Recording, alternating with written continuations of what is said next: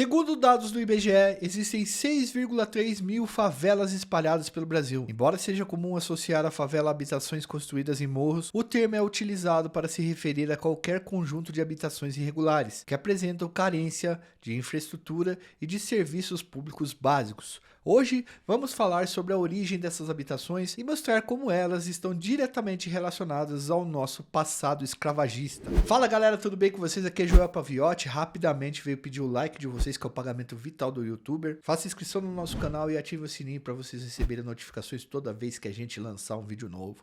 Hoje a gente vai fazer um vídeo focado na história e mais especificamente na história das construções do aparecimento das favelas, e vocês vão ver como ela tem muita coisa a ver com a escravidão. Vamos nessa? Edu, roda a vinheta, meu querido.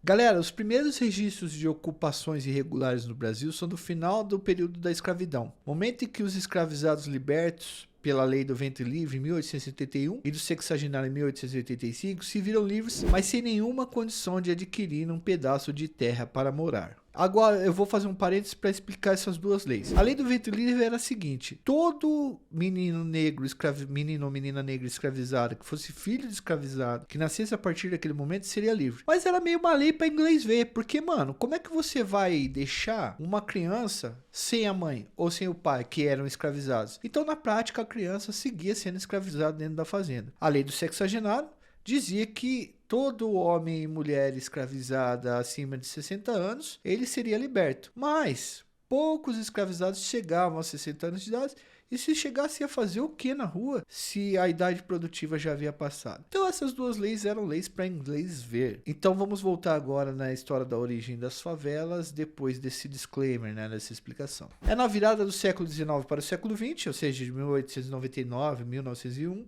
que o termo favela passa a ser usado para se referir a habitações que começam a ser construídas nos morros no Rio de Janeiro. Nessa época, pessoal, o Rio de Janeiro era a capital da República e havia um projeto de transformar a cidade em uma espécie de capital europeia. Os caras queriam reproduzir aqui o que era feito em Paris. Em 1903, o prefeito Pereira Passos iniciou um processo de reurbanização da cidade e, a partir da operação que ficou conhecida como Bota Abaixo, mandou derrubar um monte de cortiço que povoava o centro da cidade. Com isso, a população pobre subiu o morro e as habitações irregulares, sem planejamento urbano, sem água, sem luz, sem esgoto, e começaram a se espalhar por esses locais. Vamos lembrar que boa parte dessa população que morava naquelas áreas centrais, onde foi demolido ali para construir grandes avenidas, segundo o projeto do Pereira Passos, grande quantidade dessas pessoas eram pessoas negras, filhos de escravizados, ex-escravizados e pessoas muito pobres. Esse processo de reurbanização foi desenvolvido junto com um processo de embranquecimento, já que grande parte dos moradores de cortiços derrubados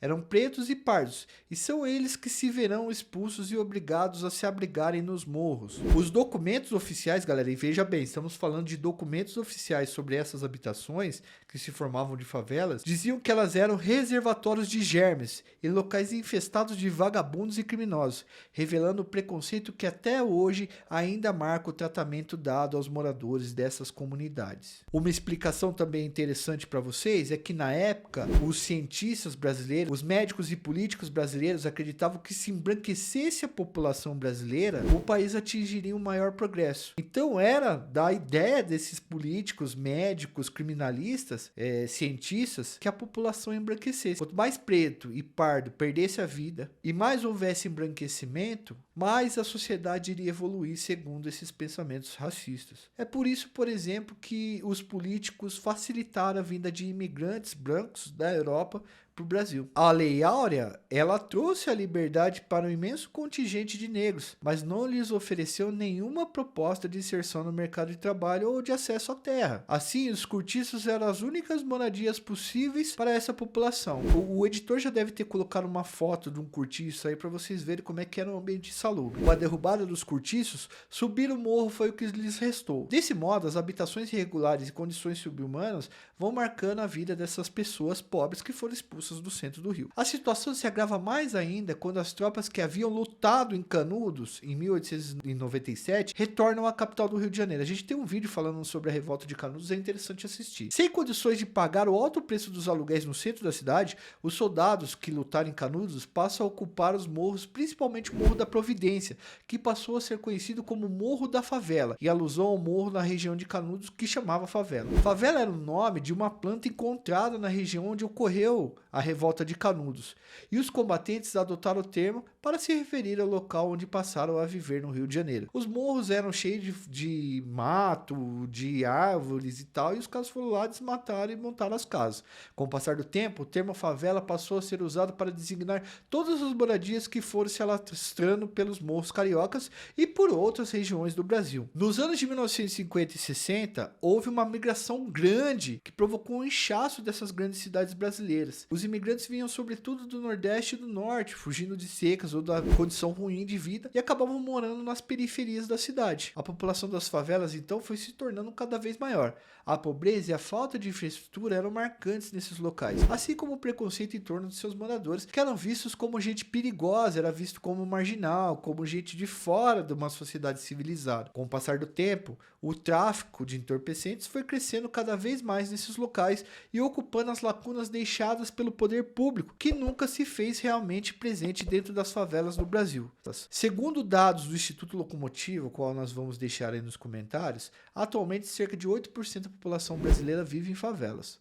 Mais ou menos aí uns 20 milhões de pessoas.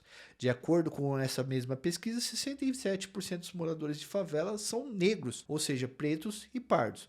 A favela mais populosa do Brasil é a Rocinha, localizada na zona sul do Rio de Janeiro, e ela tem cerca de 80 a 120 mil moradores. A história da Rocinha, é bom a gente conversar um pouco e falar sobre isso, teve início como uma roça tocada por portugueses e espanhóis. Os proprietários passaram a plantar hortaliças no Alto da Gávea e vendê-las por toda a cidade. Os produtos de excelente qualidade ficaram conhecidos como verduras e legumes da Rocinha. As chácaras onde eram plantadas hortaliças eram rodeadas por terrenos públicos. Com a fama de boa terra para plantio, inúmeras famílias foram buscar sustento adentrando o matagal na proximidade da Rocinha de hortaliças. Esse movimento se intensifica com o fluxo migratório nos anos 40 e 50, e a partir do surto de febre amarela, o governo envia homens e estrutura para o local, para que a doença não chegasse forte ao sul, muito rico do município. Nos anos 60 e 70, a migração nordestina na cidade, que aumentou devido à construção do túnel Rebouças e Dois Irmãos, atual túnel Zuzu Angel, terminou por inflar ainda mais a quantidade de habitantes dos arredores da Rocinha.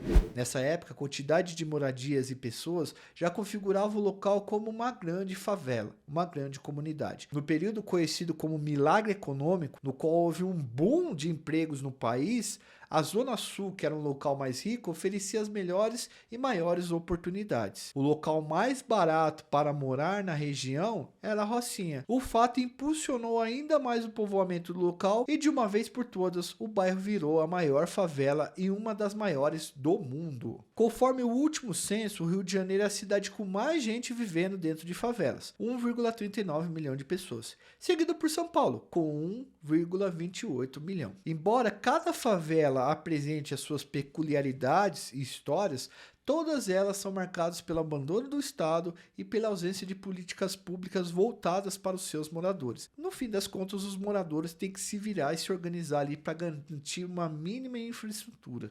A falta de infraestrutura, inclusive, e o crescimento desordenado, a ausência de ações do poder público acabam fazendo com que a violência se espalhe por esses locais, abrindo caminho para o crime organizado e para o tráfico de entorpecentes. Com áreas dominadas pelo comércio ilegal, de entorpecentes, as favelas se tornam um palco de muitos conflitos armados e perdas de vidas. Embates entre comerciantes de entorpecentes e policiais acabam tirando vidas de moradores inocentes que se tornam alvos de balas perdidas, que sempre acabam achando o corpo de algum cara que mora dentro de favela. Eu espero que vocês tenham gostado do vídeo, tá? Espero que tenha aí abastecido o conhecimento de vocês. Não sei se vocês conheciam essa história, se vocês tinham vinculado ela com a questão da escravidão, mas nós gostamos de fazer muito essas histórias sobre questões sociais brasileiras.